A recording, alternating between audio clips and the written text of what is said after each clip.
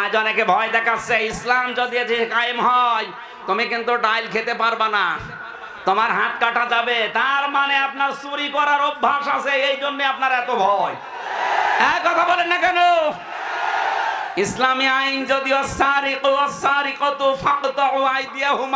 এটা কায়েম হয় বাংলাদেশে, এদেশে যে 350 এমপি ছিল প্রত্যেকের হাত কাটা যেত, কারণ প্রত্যেকটা কম বেশি চোর।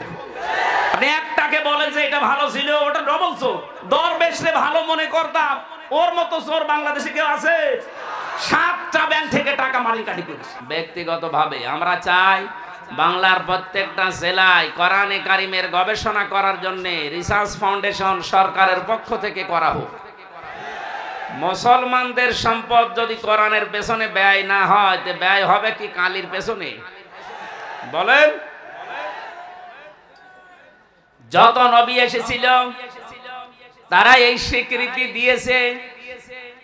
আল্লাহ পাক বলেন যে মানুষগুলো স্বীকৃতি দেবে না, ফাইন তাওয়াল্লাউ ফাকুলু শাহাদু, হে নবী যে মানুষগুলো স্বীকৃতি দেবে না, ফাউলাইকা হুমুল ফাসিকুন, ওই মানুষগুলো পাপাচারী। বলেন নাউজুবিল্লাহ।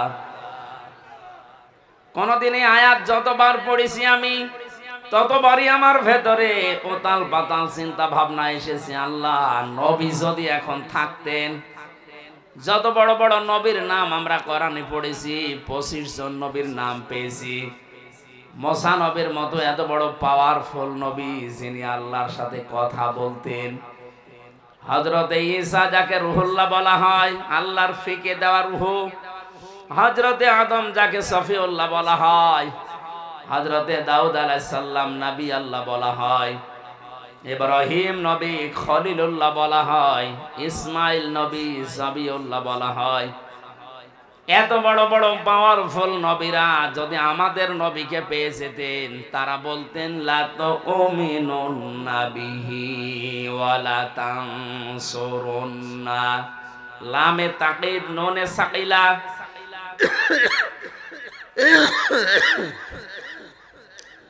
আল্লাহ বলেন তাদের দ্বারা তাদের উপরে ঈমান আনা এবং তাকে সাহায্য করা, এই স্বীকৃতি আমি নিয়ে নিতাম এবং কি তারা স্বীকৃতিও দিত।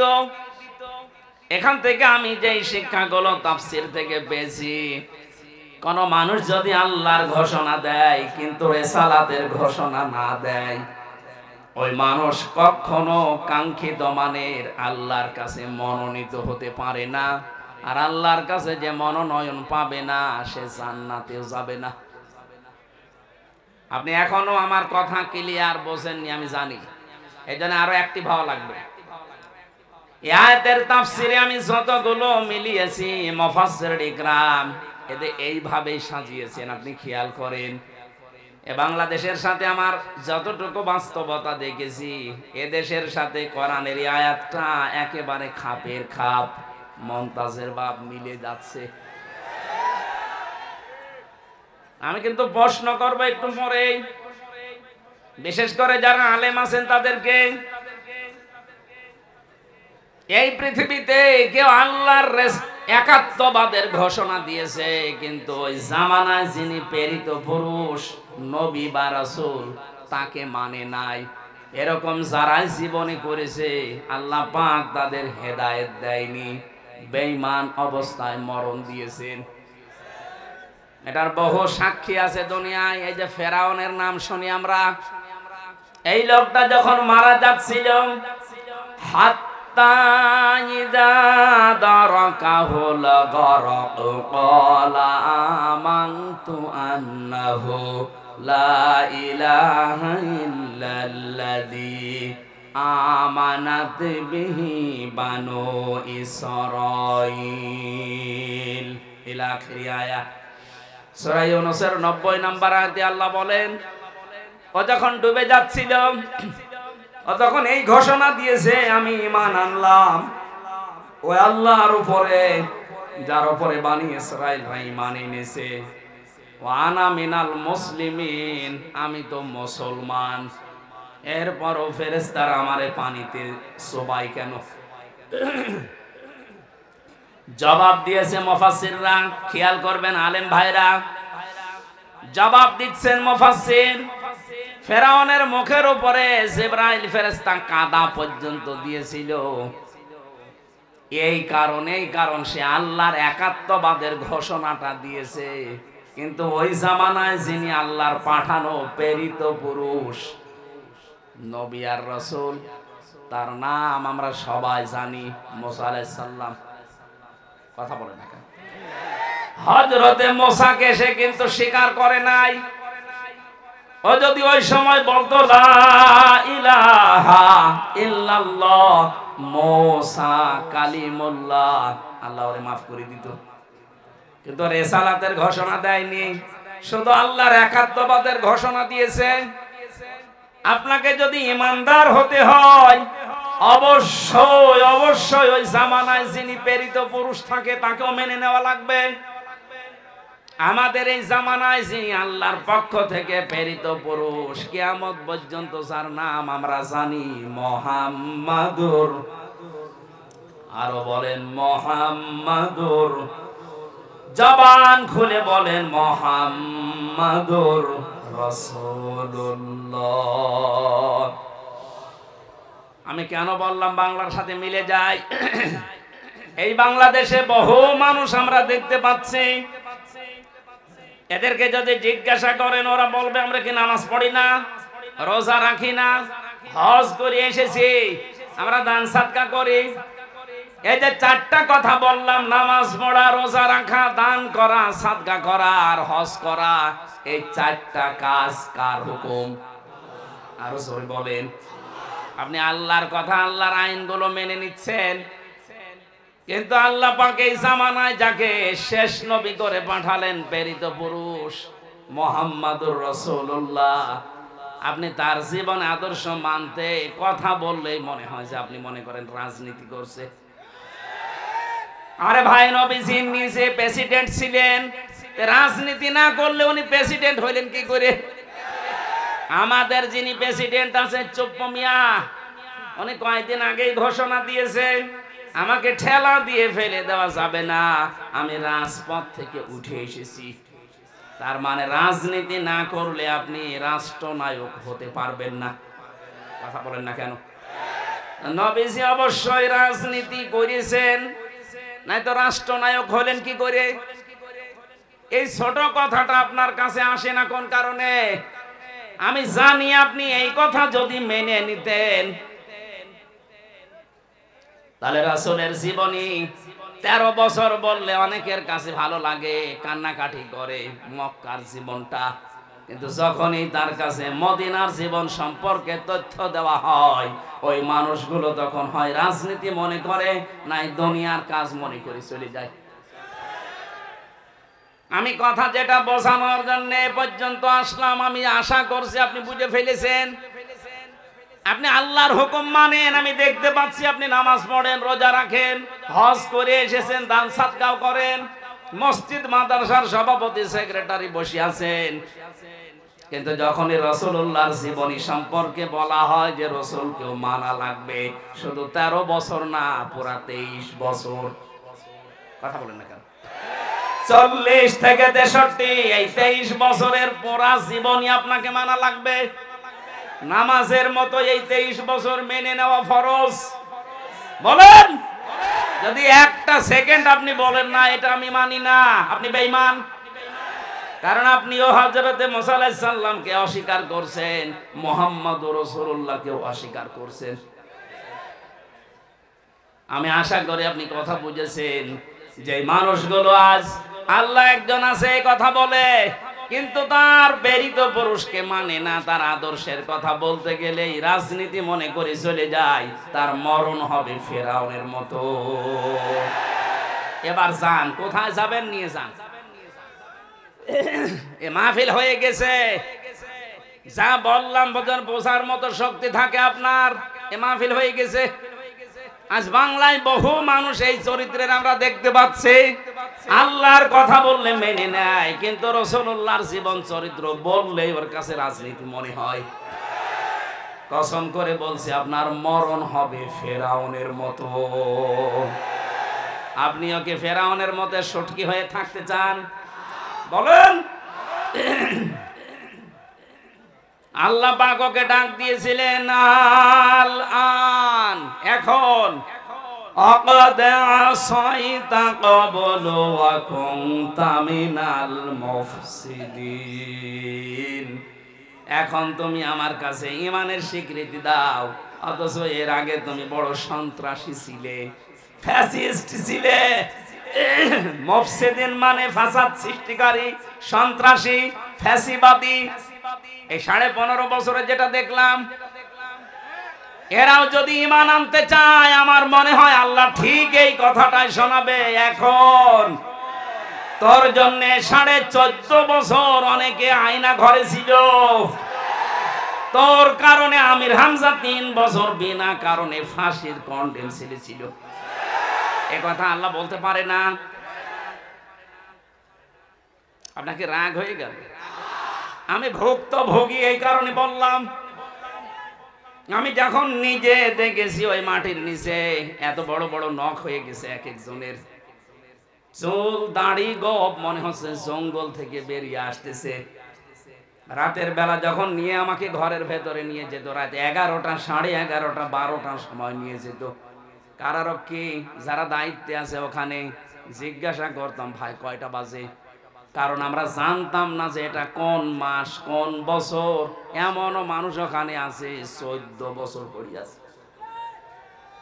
আপনি ভাবতে পারেন একটা কবরের মতো জায়গায় জিন্দা মানুষ 8 বছর, 10 বছর, 14 বছর পরে বেরিয়ে আসতেছে।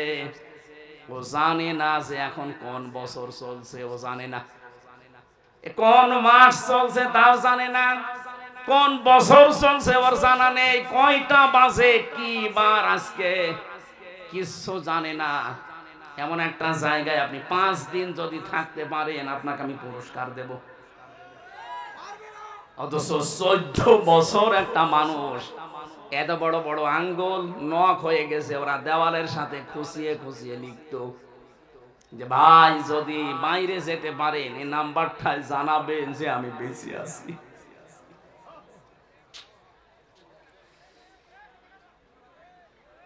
এত বড় কাজ আপনার করার পরও এখনো পর্যন্ত কোনো অনুশোচনা নেই, এখনো পর্যন্ত আপনি কোনো অনুতপ্ত হন না। আপনার বৃদ্ধি দিন যাচ্ছে, আরো বাড়তেছে।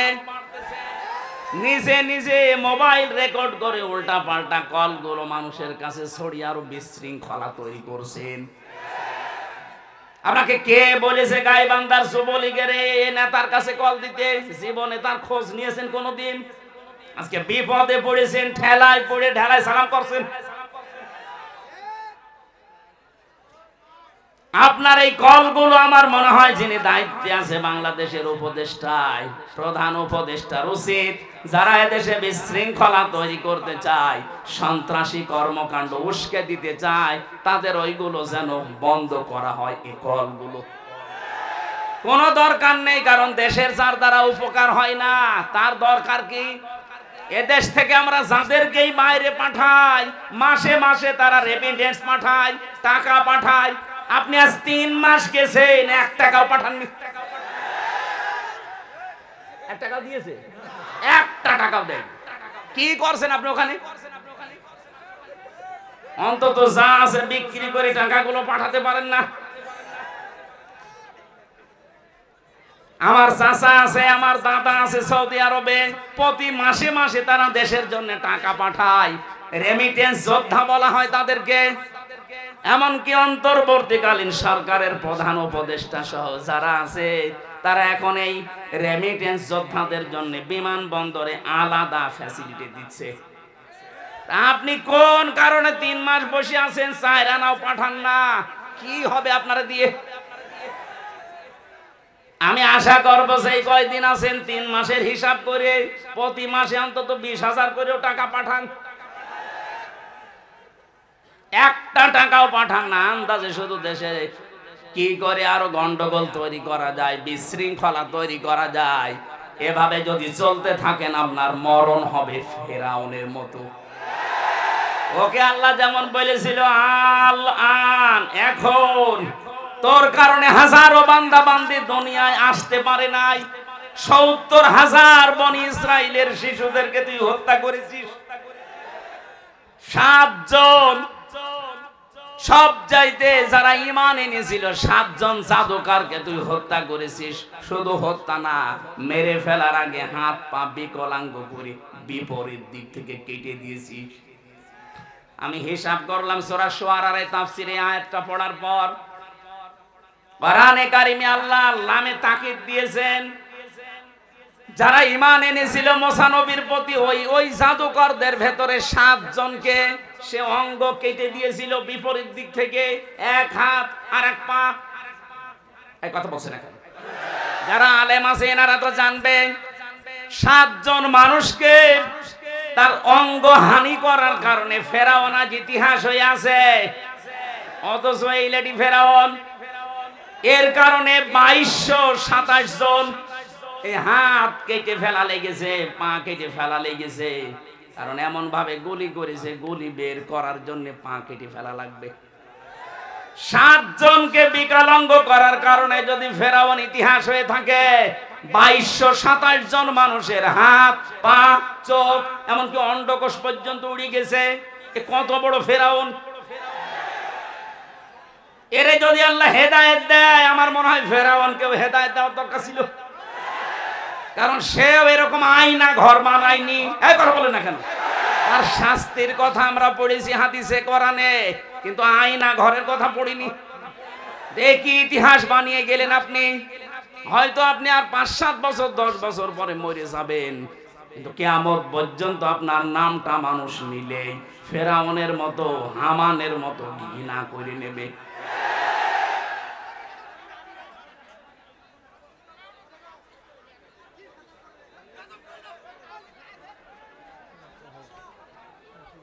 এখান থেকে আমাদের শিক্ষার বিষয়টা যেহেতু রেকর্ড হয়ে ছড়িয়ে যাচ্ছে তামাম দুনিয়ায়, পৃথিবীর এই ময়দানে বিশেষ করে বাংলাদেশে কেউ যেন অত্যাচারী আর না হয়। সামনে যারা আসবে তারা যদি চেয়ারে বসে আবার ওদের মতো অত্যাচার করে, এ বাংলার জনগণ তাদেরকে এরকম জুতা পিটা করে বিদায় দেবে। সামনে এরকম পরিবেশ যদি আসে, জুতা পিটা করতে রাজি আছেন তো? কারা আছেন দেখে লিল্লাহে তাকবীর। আলহামদুলিল্লাহ ভাই।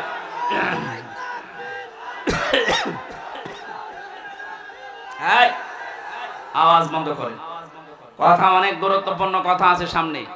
আমি আজকে দিনের বেলায় নীলফামারী ছিলাম, ওখানে আয়াতটা শেষ করতে পারিনি। ওই কথাগুলো আজকে এখানে শেষ করব ইনশাআল্লাহ। আজকে আমার তেলাওয়াত কিন্তু আয়াত ওই জায়গায় ছিল সূরা হজের 77 নম্বর আয়াত। কত? এই আয়াতটার প্রথম 2 ভাগের কিছু ইঙ্গিত দিয়েছিলাম। অরকাউ অসজুদু, রুকু করো সেজদা দাও। 3 নাম্বার শব্দটা ওখানে বলতে পারি না।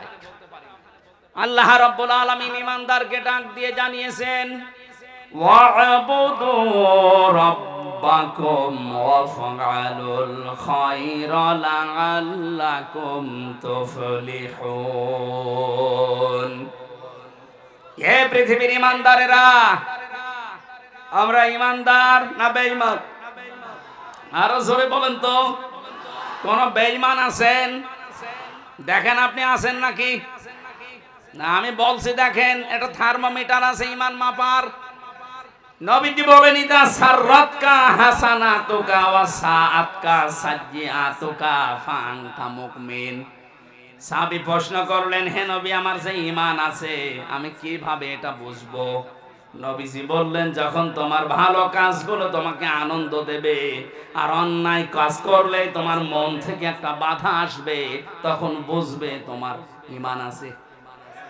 বাংলাদেশে আপনি তাকান তো, এখন নাই যে পরিবেশ আছে আছে, এর আগের যে অবস্থা, ভালো কাজ সবার কাছে ভালো লাগতো? বলেন। এই যে তাফসীর মাহফিলে কত মানুষ এসে কোরআনে কারিমের গাইডলাইন পায়, এটা ভালো কাজ না মন্দ কাজ? এই ভালো কাজটাও যাদের কাছে ভালো লাগে নাই, যারা 144 ধারা পর্যন্ত জারি করেছে, এদের ঈমান থাকে কি করে? এদের তো ভালো কাজ ভালো লাগে নাই। অন্যায় কাজ দেখলেও তাদের কাছে অন্যায় মনে হয়নি। 2006 সালে 28শে অক্টোবর লগি বৈঠার তাণ্ডবে জসিম ভাইয়ের মতো জীবিত মানুষকে যারা রাজপথে পিটিয়ে মারার পরে লাশের উপরে ড্যান্স দিয়েছে, এটা যে কত বড় ঘৃণিত কাজ, পৃথিবীর ইতিহাস পাল্টিয়ে ফেলেছেন আপনি।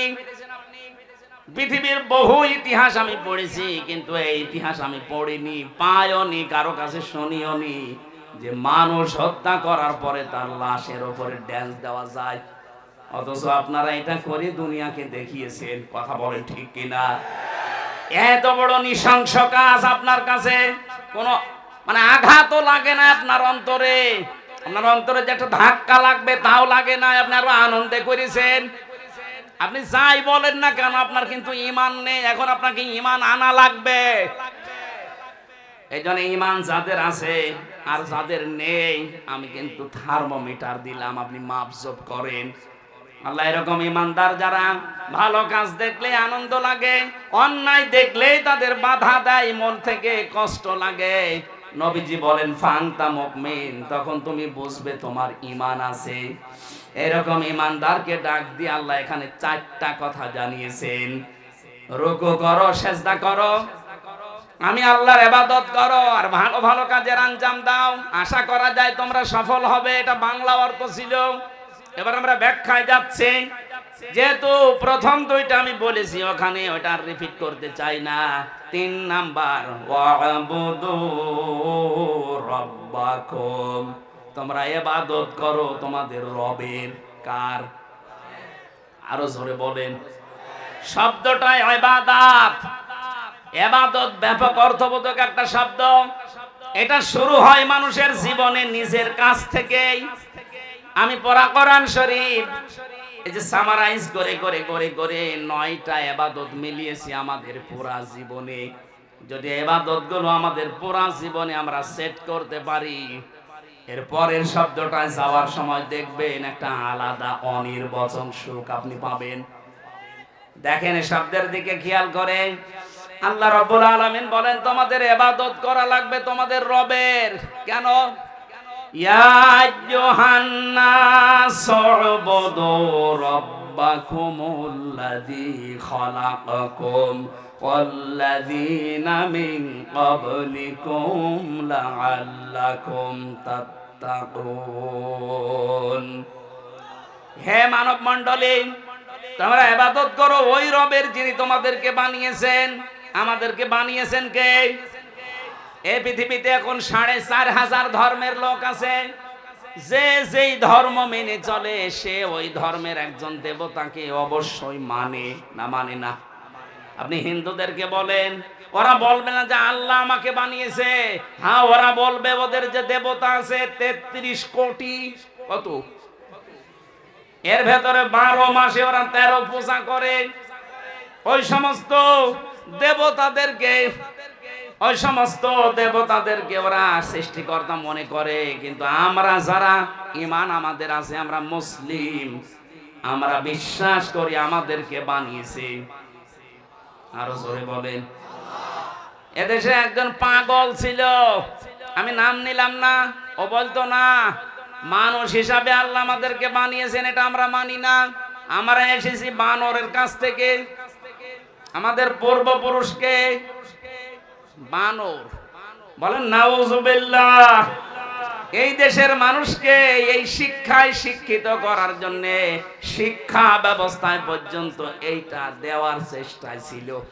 সে পাগল এখন পালিয়েছে, কোথায় আছে খুঁজে পাওয়া যাচ্ছে না। ষাঁড়, ওর নাম ষাঁড় না, ষাঁড়। জাফর ইকবাল কি সুন্দর নাম দিয়েছেন। অথচ এদেশের মানুষকে বেঈমান বানানোর জন্য, আল্লাহ ভোলা বানানোর জন্য বহু চেষ্টা চালিয়েছে, কিন্তু সফল হতে পারেনি। আমাদেরকে বানিয়েছেন কে? শুধু আমাদের না, আমাদের পূর্বপুরুষ যারা, আমাদের আদি পিতা হযরতে আদম থেকে শুরু করে সবাইকে কে বানিয়েছেন? আল্লাহ পাক বলেন তোমাদের সবাইকে আমি বানিয়েছি। এটা যদি সত্যি বাস্তবতায় নিয়ে যেতে পারো, আশা করা যায় তোমরা আল্লাহ ভীরু হতে পারবে। এখানে কয়েকটা উদাহরণ আল্লাহ নিজের থেকে দিচ্ছেন। আল্লাযী জাআলা লাকুমুল আরদা ফিরাশা ওয়াস সামাআ বিনাআ ওয়া আনজালা মিনাস সামাই মাআন ফাআখরাজা বিহি মিনাস সামারাতি রিজকাল লাকুম ফালা তাজআলু লিল্লাহি আনদাদা ওয়া আনতুম তা'লামুন। বলেন আল্লাহু আকবার। যিনি তোমাদের জন্য জমিনকে বানিয়েছেন বিছানা, আর ওই আকাশকে বানিয়েছেন তোমাদের জন্য বিশাল এক ছাদ। আকাশ থেকে তিনি পানি নাযিল করেন। এই বৃষ্টি অবতীর্ণ করা দায়িত্ব তার। পৃথিবীর কোন মানুষ সবাই মিলে যদি চেষ্টা করেন, এক ফোঁটা বৃষ্টি আকাশ থেকে নামাতে পারবেন না। এই ক্ষমতা আল্লাহ কাউকে দেয়নি। কৃত্রিম ভাবে হয়তো বৃষ্টি আসবে আপনার দ্বারা, তো আকাশ থেকে বৃষ্টি নাযিল করা এটা দায়িত্ব কার? কেন আমি করি জানো? আনজালা মিনাস সামাই মা'আন ফাআখরাজা বিহি মিনাস সামারাতি রিজকাল লাকুম। তোমাদেরকে খাওয়ানোর জন্য যে রিজিক লাগবে, আকাশ থেকে বৃষ্টি নাযিল করার পরে জমিনে আমি আল্লাহ ফসল তৈরি করি। এত কিছু তোমাদের চোখের সামনেই দেখো। ফালা তাজআলু লিল্লাহি আনদাদা। কখনো আমি আল্লাহর সাথে অন্য কাউকে শরীক বানিও না। কে বলছেন? আয়াতটা পড়ার পরে আমি বাংলাদেশের সাথে একটা জিনিস এখনো মিলিয়েছি। আমি আসার সময় মিলাচ্ছিলাম। আল্লাহ পাক এতগুলো সৃষ্টির কথা বলতে বলতে আমাদেরকে দিয়েছেন, এ কথা বলতে বলতে বললেন আমার সাথে শরীক করবা না। অথচ জেনে হোক না জেনে হোক এদেশের ৯৬% মুসলমানদের ভেতরে এই শিরকটা আছে। অনেকে এখনো পর্যন্ত বলছে ক্ষমতার উৎস জনগণ। এটা আল্লাহর সাথে অংশীদার স্থাপন করার নামান্তর। এক কথা বলেন না কেন? ক্ষমতার উৎসকে যারা এই কথা মানেন না, বিশ্বাস করেন না, যে মানুষগুলো বিশ্বাস করেন না ক্ষমতার উৎস আল্লাহ, তারা কিন্তু আল্লাহর সাথে শিরিক করছেন। আল্লাহর সাথে যারা শিরিক করে তারা হচ্ছে মুশরিক। এই কথা বলেন না কেন? জাতিকে আজ আবহমান কাল থেকে এই দেশে মুশরিক বানানোর জন্য সূক্ষ্ম সূক্ষ্ম কিছু ষড়যন্ত্র আছে, এখনো চলছে। এটা থেকে আমরা এই জাতিকে মুক্ত করতে চাই। আজকে থেকে যাদের এই ছোটখাটো বিশ্বাসী আছে, ক্ষমতার উৎস জনগণ, এক্ষুনি পাল্টাবেন, এক্ষুনি বিশ্বাস পাল্টান। এই বিশ্বাস নিয়ে আজকে বাড়ি যাওয়া লাগবে ক্ষমতার উৎসকে। আনতুম তা'লামুন। আরে বেটারা, তোরা তো জানিস যে আমি সবকিছুর উপরে, এরপরও আমার সাথে অন্য কাউকে অংশীদার করিস কোন কারণে? ফালা তাজআলু লিল্লাহি আনদাদা। আমার সাথে অন্য কাউকে জড়বি না। এমনকি আরো কিছু শিরিক এই দেশে আছে, যারা আল্লাহর নামের সাথে অন্য কাউকে ডাকেন, এইটাও শিরিক। ওয়াদারুল লাযিনা ইলহাদুনা ফি আসমাই। আল্লাহর নামকে তোমরা ইলহাদ করবা না, উল্টা পাল্টা করে ডাকবা না, পরিবর্ধন করে দিবা না। বাংলাদেশে বহু জেলাতে এখন এই জিকির হয়। আল্লাহু আল্লাহু আল্লাহু জিকির করার পরে ইয়া আলী বাবা, শাহ আলী বাবা, কেবলা বাবা, কেল্লা বাবা, ফতে বাবা, এগুলো চলছে না। এগুলো যে প্রকাশ্য শিরিক, আল্লাহর সাথে অন্য কাউকে জোড়া যাবে না। অথচ সুন্নি নাম নিয়ে আমার এই তাহিরি ভাইরা বহু মানুষকে বিভ্রান্ত করে জাহান্নামে নিয়ে যাচ্ছে। সতর্ক থাকা লাগবে না। এরা ঈমান যে বিক্রি করে ফেলছে, এরা নিজেরা তো জাহান্নামে যাচ্ছে, আপনাকেও নিয়ে যাওয়ার জন্য চেষ্টা চালাচ্ছে। ওরা গোপনে কত কিছু পায় আপনি জানেন না। সুতরাং আপনাদের এই রংপুর, রাজশাহী এই দুই বিভাগে এই সুন্নি নাম নিয়ে যারা মানুষকে প্রকাশ্য শিরিক করায়, তারা যেন আসতে না পারে। এই কথা বলেন। এরকম প্রতিটি জেলাতে আওয়াজ তুলবেন, আল্লাহর নামের সাথে যারা অন্য কাউকে ডাকো, এটা শিরিক। দলিল দেবেন সূরা ফুরকানের ৬৮ নম্বর আয়াতের প্রথম অংশে লিখে নেন। এটা সূরা কি ফুরকান 19 নাম্বার পারা 4 নাম্বার পৃষ্ঠা 12 নাম্বার লাইনে 68 নাম্বার আয়াতের প্রথম অংশে আছে ওয়াল্লাযীনা লা ইয়াদউনা মা'আল্লাহি ইলাহান আখারা। আল্লাহর সাথে যাতে অন্য কাউকে যে ডাকে তার শাস্তি হবে ডবল। কয়টা? এরপরে আপনি জিজ্ঞাসা করবেন, তুলে নিয়ে যান মোবাইলে, আল্লাহর সাথে যারা তাহিরি ভাইয়ের মতো অন্য কাউকে ডেকে জিকির করছেন, সে সুন্নি নাম নেন, গরম সুন্নি, ঠান্ডা সুন্নি, মিঠা সুন্নি, যাই বলেন আপনি জাহান্নামী, আপনার শাস্তি ডবল হবে। আল্লাহর সাথে অন্য কাউকে ডাকা, আরো জোরে। দলিল আরেকটা বলছি, সূরা আরাফ 9 নাম্বার পারা 13 নাম্বার পৃষ্ঠা 4 নাম্বার লাইনের 180 নাম্বার আয়াতের প্রথম অংশে আছে ওয়ালিল্লাহিল আসমাউল হুসনা ফাদউহু বিহা। এটা আমার আলোচনার সাবজেক্ট না, এই জন্য আমি দলিলগুলো লম্বা করে বললাম না, যতটুকু বলেছি বাণীতে মিলিয়ে নেবেন। দেখবেন এই জীবনে আর কোনোদিন আল্লাহর সাথে কে আল্লাহ বাবা ফতে বাবা জিকির আপনি আর করবেন না। আমার মনে হয় রংপুর রাজশাহী বিভাগে এগুলো নেই, হালকা আছে, এগুলো সব বেশি চট্টগ্রাম আর সিলেটে পাগলের মতো জিকির করছে। একজনকে হাত চেপে ধরেছিলাম ওইলে চট্টগ্রামের ফটিকছড়ি, ওখানে এক কোলাঙ্গার আছে, নাম তার নসিবুল বশর মাইজ ভান্ডারী। এই কোলাঙ্গার কোরআনের পাখি আল্লামা সাঈদীর নামে মিথ্যা মামলা দিয়ে তাকে ফাঁসির আদেশ দিয়েছে। এত মানুষের শাস্তি কিন্তু এদেশে হচ্ছে কম বেশি, কিন্তু এই শয়তানটা এখনো ধরা ছোঁয়ার বাইরে আছে। কথা বলেন না কেন? চাঁদপুরের আর একজন ছিল আমার সাথে জেলখানায়, তথাকথিত ভণ্ড পীর মাজার ব্যবসায়ী। এই লোকটার এই নসিবুল বশর মিলে কোরআনের পাখির নামে মামলা দিয়েছিল, মিথ্যা মামলা। উনি যদি আজকে আমাদের ভেতরে বেঁচে থাকতেন, এই ডিমলাতে যদি কোরআনের পাখি আজকে জীবিত অবস্থায় আসতেন, এরকম মাঠ আমার মনে হয় 10টা লাগতো। এক একটা বিভাগে শুধু একবার করে যেতেন, দেশের অবস্থা পুরা চেহারা পাল্টিয়ে যেত। জালেমরা জেনে শুনে কায়দা করে ইনজেকশন দিয়ে মেরে ফেলেছে। এই কথা বলে না কেন? যাদের কারণে এই কাজ ঘটেছে, আমরা চাই এই দুই কোলাঙ্গারের ফাঁসি এই জমিনে হোক।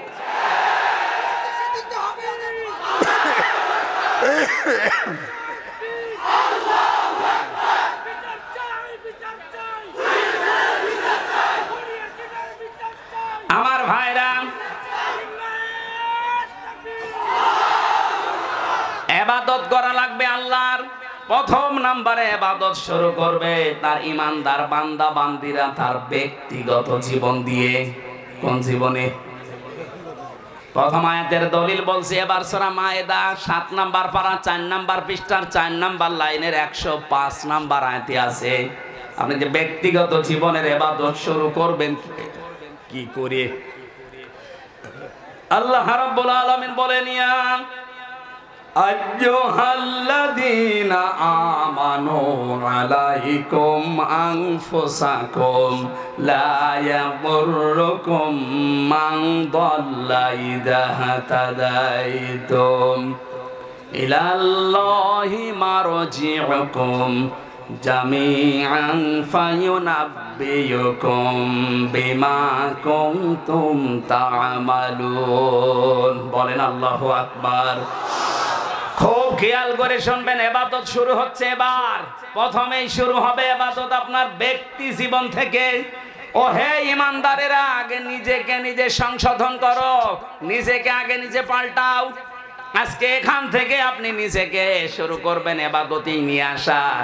ইবাদত মানে শুধু বসে বসে হু হু করা না, আগে নিজেকে পাল্টাতে হবে।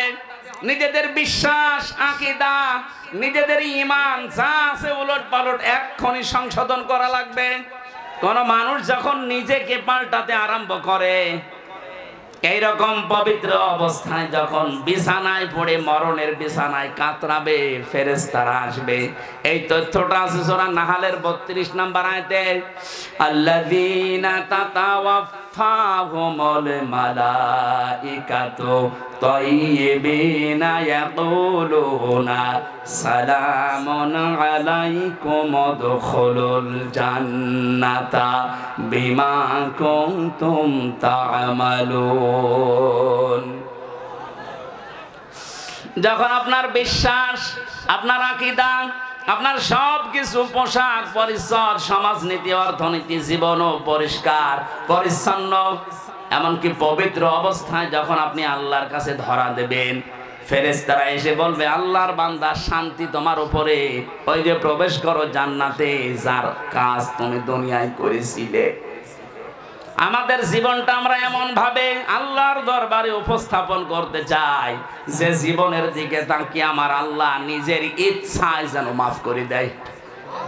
এই আয়াতের তাজবিন আর তাফসিরে আমি পড়েছি, যার জীবনটা আল্লাহর কাছে পছন্দ হবে, পবিত্র করার চেষ্টায় যে থাকবে, এই লোকটাকে কিয়ামতে আল্লাহ যখন হাজির করবেন তখন সবার সামনে বিচার না করে নিজে একটা কুদরতি চাদর দিয়ে ঢেকে নেবেন বান্দাকে। মনে করেন আল্লাহর এই বান্দা, কি নাম আপনার? আব্দুর রশিদ সাহেবকে আল্লাহ ঢেকে নেবেন কুদরতি চাদর দিয়ে, সবার সামনে থেকে আলাদা করে নিজে আলাদা ঢেকে নিয়ে বলবে রশিদ এই এই অপরাধগুলো দুনিয়ায় করেছিলি। চিন্তা করবে আমি এখন কিভাবে অস্বীকার করি, আমার তো চোখের পলক পর্যন্ত আল্লাহ জানে। কথা বলেন না কেন? ইয়ালামু খায়িনাতাল আ'য়ুনি ওয়া মা তুখফিস সুদূর। চোখের পলকে কি ইশারা করো কেউ জানে না, এই খবর জানে কে? তোমার মনের ভেতরে কি উকি ঝুঁকি মারে কেউ টের পায় না, এটা টের পায় আমি আল্লাহ আরশে বসে। চিন্তা করবে আমার মনের ভেতরে কি আছে সেটাও যখন আল্লাহ জানে, এখানে আর মিথ্যা কথা বলে আমার কোনো বাঁচার উপায় নেই। তাজবিন আর ব্যাখ্যায় ফি জিলালিল কোরআন মুফাসসির লিখেছেন, তখন আব্দুর রশিদ ডাক দিয়ে বলবে মাবুদ আমার ভুল হয়ে গেছে, আমার ভুল হয়ে গেছে, এখন তুমি যা করবে করো। আল্লাহ যদি কারো উপরে অবিচার করে সে তো আর জান্নাত পাবে না, বিধায় আল্লাহর কোনো অবিচার বলতে কিছু বলেন বলেন আল্লাহ ন্যায় বিচার করলে আমরা কেউ জান্নাত পাবো না। হ্যাঁ, একটা মাত্র বুদ্ধি আছে, আল্লাহ যদি আমাদেরকে নিজ গুণে মাফ করে দেন।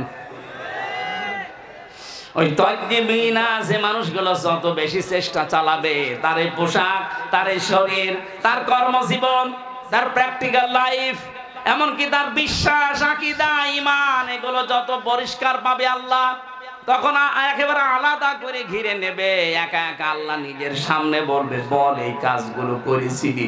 স্বীকৃতিটা নেওয়ার পরে যখন দেখবে অসহায়, এই অসহায়ত্ব আল্লাহর কাছে প্রকাশ করার পরে আল্লাহ বলবেন যা আজকে তোরে আমি মাফ করে দিলাম, কাউকে বলবি না। এইরকম একটা কিছু যেন আল্লাহ আমাদের সবাইকে দান করেন, বলেন আমিন। আজকে নিজেকে সংশোধন কতটুকু করেছেন, কি আছে আল্লাহর কাছে দেখানোর মতে আপনার বলেন তো? কবি জানিয়েছে আল্লাকা সিররুন ইনদাল্লাহ বাইনাকা আনতা ওয়া বাইনাল্লাহ আল্লাকা সাদাকাতুন তাখফা লা ইয়ালামুহা ইল্লাল্লাহ। ও আল্লাহর বান্দা, তোমার কি এমন গোপন কিছু আছে যেটা তুমি ছাড়া কেউ জানে না? এমন কোন গোপন দান আছে, গোপন সাদাকা আছে, গোপনে কোনো ভালো কাজ দুনিয়ায় এমন কিছু করেছো যেটা তুমি ছাড়া আর কেউ জানে না? আমাদের জীবনে এরকম একটা লম্বা সেজদা আছে না? আপনি কি করলেন বলেন তো? আফসোস করা দরকার আপনার জীবন নিয়ে। আমি জেলখানায় দেখেছি এক একজন মানুষকে সেজদায় পড়ে থাকতে 40 মিনিট, 45 মিনিট, 1 ঘন্টা পড়ে আছে সেজদায়। তারা নিজেদের এই অপরাধের জন্য জেলখানায় বসে বসে কষ্ট পাচ্ছে, এই কারণে না, পেছনের দিকে তাকিয়ে ভেবেছে আল্লাহ আমি কি করেছি, এতটুকু অপরাধে যদি আমি 3 বছর, 5 বছর, 10 বছর কারাগারে থাকতে পারি, দুনিয়াতে আমার এই 60 বছর, 50 বছরে কত কিছু করেছি, আমি তোমার কাছে যাওয়ার জন্য কি নিয়ে যাচ্ছি। এই অনুশোচনা বোধ থেকে দেখতাম রাত 2টা 2:30টায় উঠে 2 রাকাত নামাজে 1.5-2 ঘন্টা কাটিয়ে দিত। ওই সময় একটা আলাদা মজা পাওয়া যেত, বাইরে এসে ওইটা এখন আর আমরা পাচ্ছি না। আমাদের নিজেদের জীবনকে এখনই সংশোধন করার সময় এসেছে। যে যেখানে আছি প্রত্যেকেই নিজের সম্পর্কে ভাবেন। আল্লাহ নিজে আপনাদেরকে আহ্বান জানাচ্ছে, আলাইকুম আনফুসাকুম, নিজেকে আগে সংশোধন করো, নিজের জীবন সম্পর্কে আগে একটা পরীক্ষা নাও। ও ইমানদারেরা, আমাল হায়াতুদ দুনিয়া ইল্লা মাতাউল গুরুর, পৃথিবীর জমিন ধোঁকা, আপনার সম্পদ আদি ধোঁকা, সন্তান আদি ধোঁকা, স্ত্রী ধোঁকা, মা বাবা ধোঁকা, ক্ষমতা এটাও ধোঁকা। আল্লাহ কেন এগুলো বারবার আমাদেরকে জানিয়েছেন? এখানে যত ধনী মানুষ আছেন না, 200 বছর পরে যদি আপনি এই ডিমলাতে ফিরে আসেন, 200 বছর মাত্র, কত? মাত্র 200 বছর পরে আপনি এই ডিমলায় যদি আবার ফিরে আসেন, আপনার যত আপন আত্মীয় স্বজন হোক 200 বছর পরে আপনাকে আর পরিচয় দেবে না। এমনকি যে বাড়ি আপনি বানিয়েছিলেন, ওই বাড়িতেও আপনাকে উঠতে দেবে না। আমি কি বানিয়ে বলছি? এটাই বাস্তব। অথচ এই বাড়ি বানাতে গিয়ে আপনি হালাল হারাম দেখেননি। বাবা শাহজালাল সব হালাল, এইভাবে গড়ে বাড়ি বানিয়েছেন। অনেকে শুনলাম এই নীলফামারী জেলাতে এখন থাই ক্যাসিনো আরম্ভ করেছে, নাকি এই ডিমলায় শুরু হয়নি? কি করবেন আপনার সম্পদ দিয়ে? থাই ক্যাসিনোর মাধ্যমে কোটি কোটি টাকা দিয়ে বাড়ি বানালেন, বানান। 50 বছর পরে তো আপনি মরে যাবেন। আর 100 বছর পরে যদি আপনি এই বাড়িতে এসে বলেন যে বাড়ি আমি বানিয়েছিলাম, আপনার নাতির নাতি যে থাকবে বলবে কিসের কথা বলেন আপনি, দূর হয়ে যান। থাকতে যদি যান ওই মসজিদে গিয়ে থাকেন। এই কথা বলছেন কেন? পৃথিবীর জমিন এই, আর এইটার জন্য আমার নিজের জীবনের কোনো সংশোধন নেই। ওই আমাদের প্রত্যেকের উচিত চোখ বন্ধ হওয়ার পরে কি হবে এটা একটু চিন্তা ভাবনা করে নিজের জীবন সংশোধন করা। আল্লাহ আমাদের ইবাদতটা যেন ইনভলভ হওয়ার, অ্যাক্টিভ হওয়ার তৌফিক দেন, বলেন আমিন।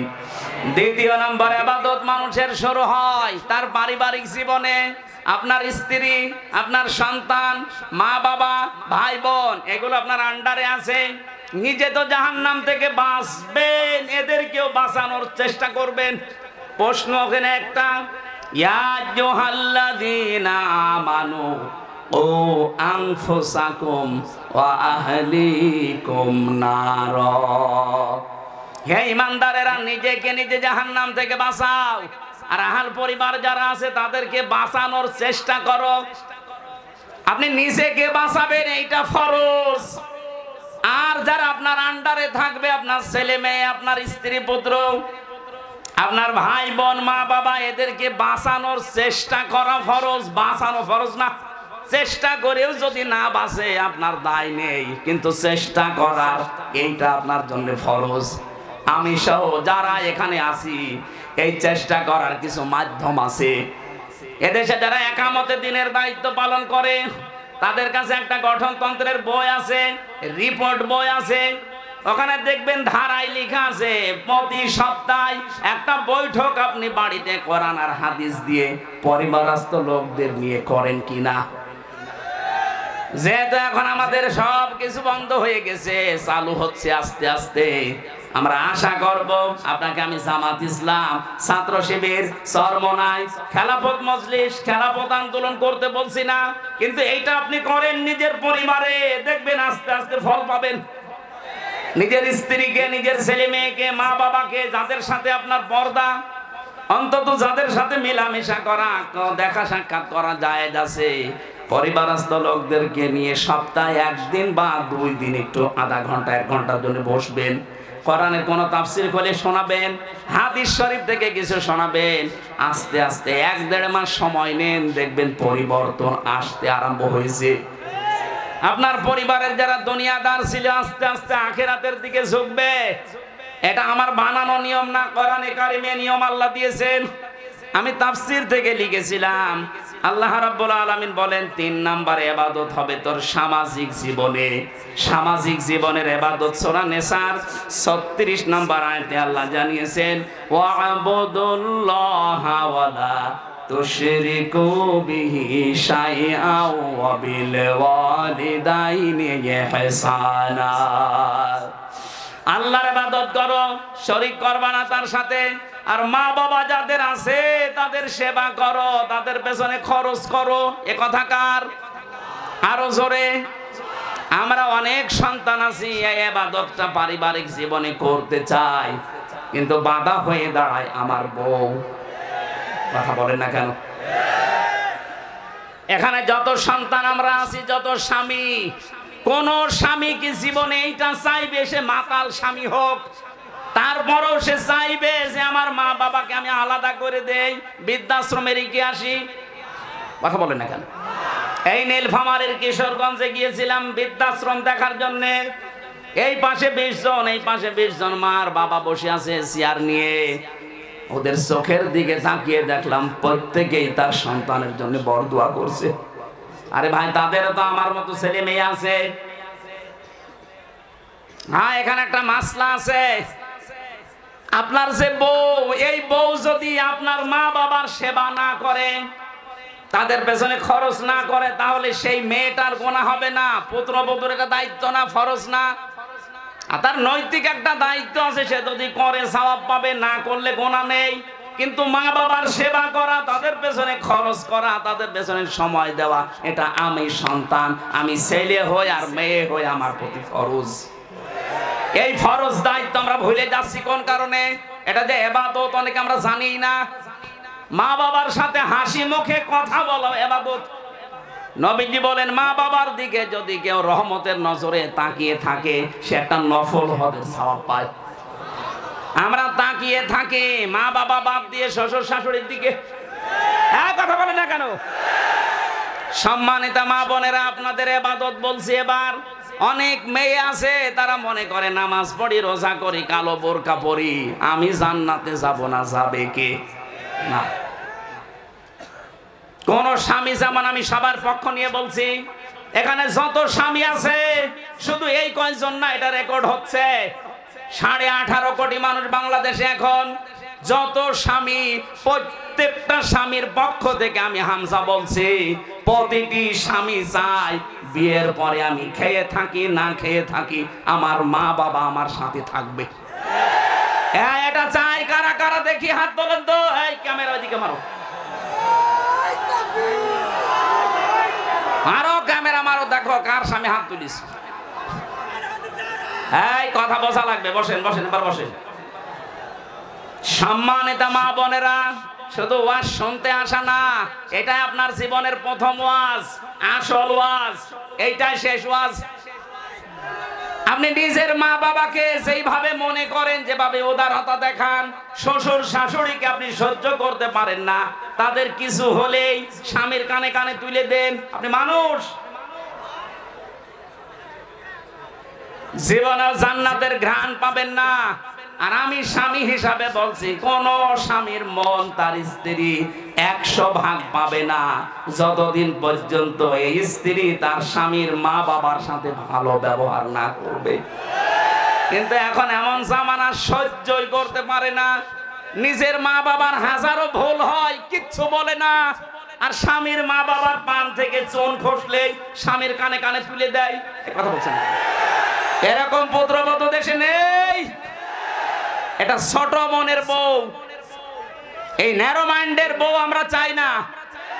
কার কার বউর এরকম মন ছোট? হাত তোলেন তো। এই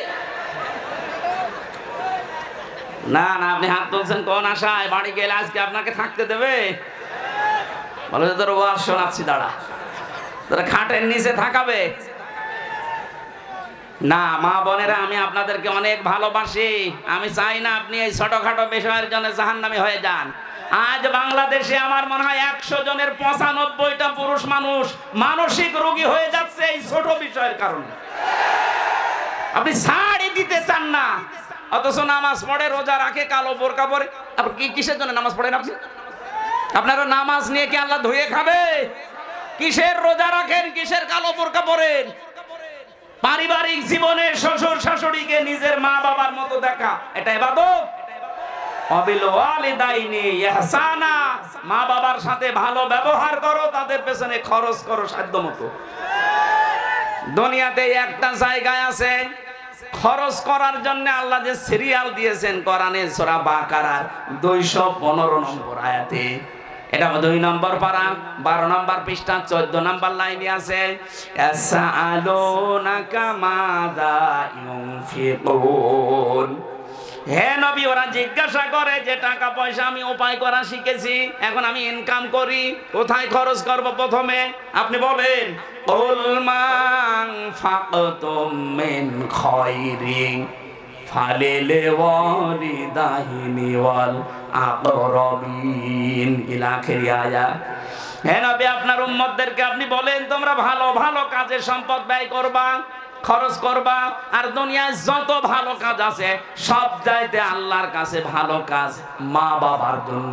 প্রথমে আল্লাহ নাম দিয়েছেন মা আর বাবার। কথা বলে না কেন? 2 নম্বরে নিকট আত্মীয় স্বজনের, 3 নম্বরে এতিম, 4 নম্বরে মিসকিন, 5 নম্বরে ইবনে সাবিল। এই যে যাদের নাম বললাম, এদের ভেতরে চরমোনার নাম আছে, 8 রশির নাম আছে। কথা বলে না কেন? কোন কারণে নিজের মা বাবা, আত্মীয় স্বজন, এতিম, মিসকিন, অসহায়, এই 5টা সিরিয়াল বাদ দিয়ে একবারে আপনি বরিশালে চলে যান। আমি কথা বোঝাতে পেরেছি, এই জন্য আপনি চিল্লাচ্ছেন।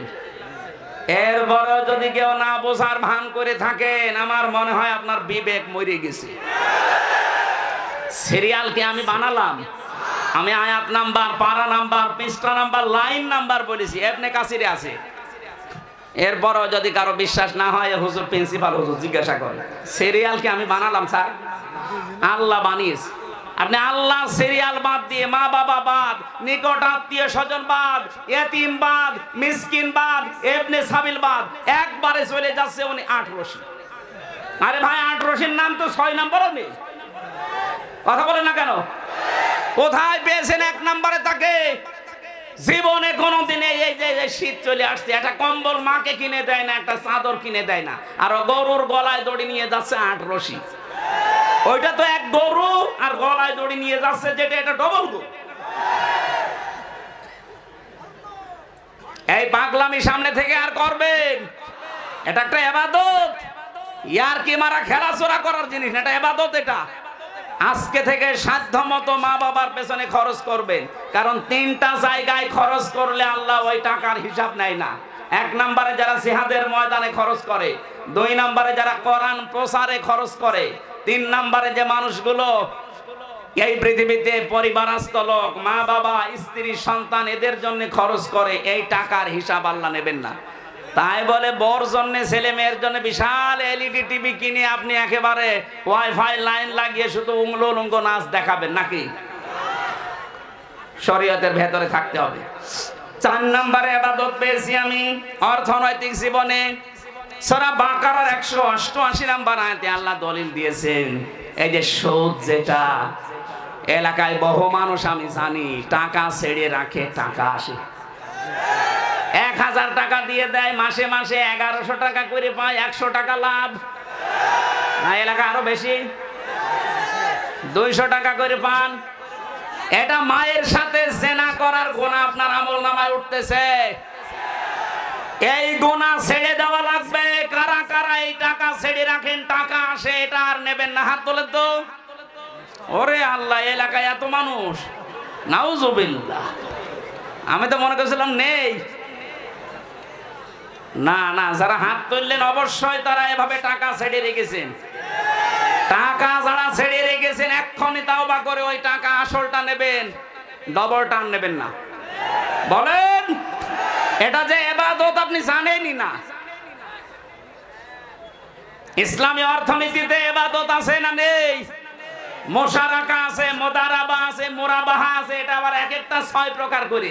ইসলামী ব্যাংকে যারা আছে, এলাকায় দায়িত্বে, এ বাংলাদেশে যত ব্যাংক আছে সবচাইতে ইসলামী ব্যাংকে লেনদেন করা আপনার ইমানের জন্য সবচাইতে বড় দামি জিনিস, দামি জায়গা, দাবি জায়গা এটা। কারণ এটাকে জালেমরা ধ্বংস করে ফেলেছে। ৭৫,০০০ কোটি টাকা এখান থেকে জালেমরা মারিং কাটিং করেছে।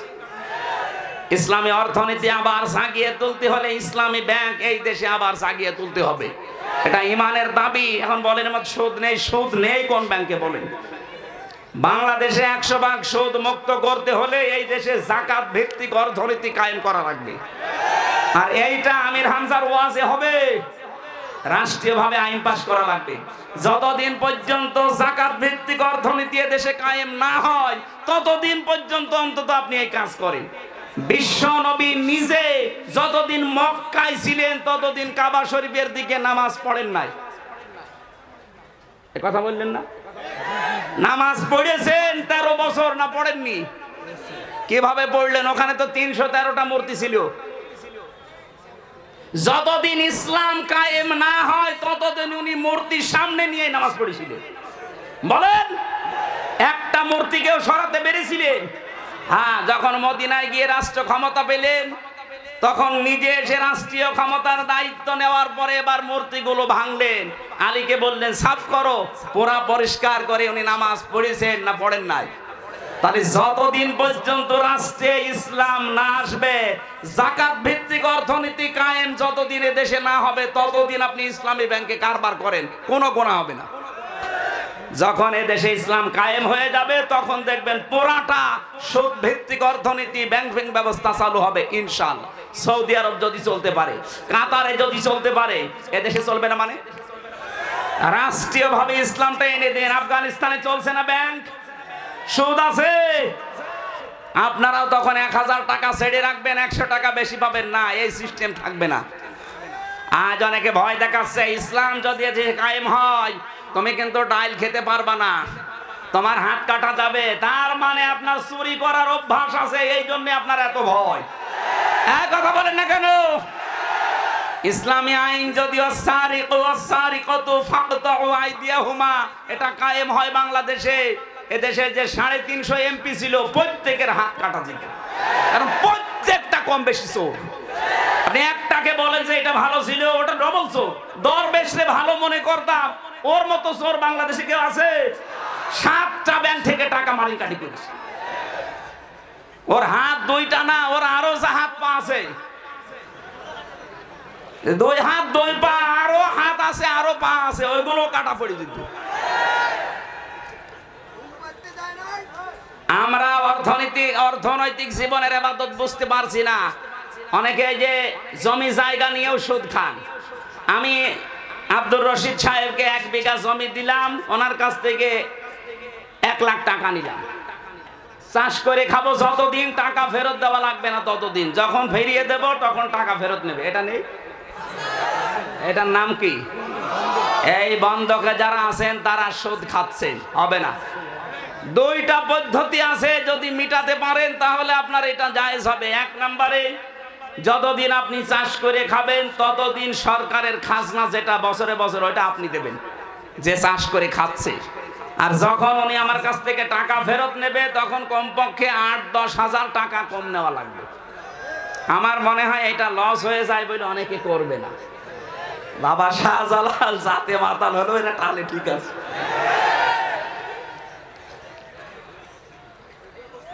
আর এই যে জমি জায়গা দিয়ে দেয় ১ বছরে ১০,০০০ টাকা ১ বিঘা জমি থেকে আপনি দেবেন, করে খাবেন, এইটা জায়েজ আছে। কারণ ১ বিঘা জমিতে ১০,০০০ টাকা উপায় করা ১ বছরে খুব বেশি কষ্টের কাজ না। কথা বলেন না কেন? আর একটা সিস্টেম আছে, খাই খালাসি। টাকা দেবেন, জমিকারে খাবে, ওই টাকার ফেরত দেওয়া লাগবে না, খেয়ে দেয় শোধ। এটা আছে এলাকায়?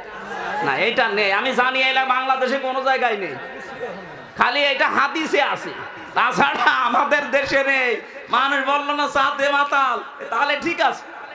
১ লোক নাকি ছেলে খালি ফুল ছিঁড়তো বাগান থেকে। বাগানের মালিক যে বলছে চাচা আপনার এই ছেলে যে আমাদের বাগানের ফুল ছেড়ে, আপনি নিষেধ করতে পারেন না? নিষেধ করবো কি করে? ওর মাথা একটু খারাপ, এই কারণে।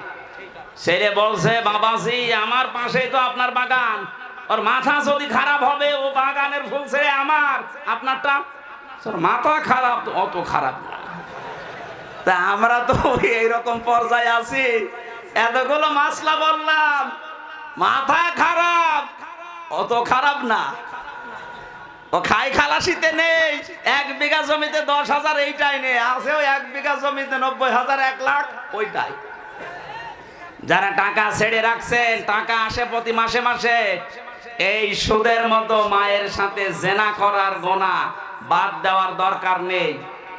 যারা দিতে পারেন না তারা নামাজ কালাম ছেড়ে দেন। কি হবে আপনার নামাজ দিয়ে? আপনার একদিকে মায়ের সাথে জেনা করার গোনা উঠতেছে, আর একদিকে আপনি নামাজ পড়ছেন, কাটাকাটি, মাঝখানে জান্নাত যাবেন ফাও না। এই ভণ্ডামি আল্লাহ বুঝবে। এরপরে পেয়েছি আমি রাজনৈতিক জীবনের ইবাদত, সূরা নেসার 59 নম্বর আয়াতে। ধর্মীয় জীবনের ইবাদত সূরা ইমরান, আলে ইমরানের 85 নম্বর আয়াতে, পালের 60 নম্বর আয়াতে। রাষ্ট্রীয় জীবনের ইবাদত সূরা মায়েদার 44 নম্বর আয়াতে। আন্তর্জাতিক জীবনের ইবাদত সূরা মায়েদার 51 নম্বর আয়াতে।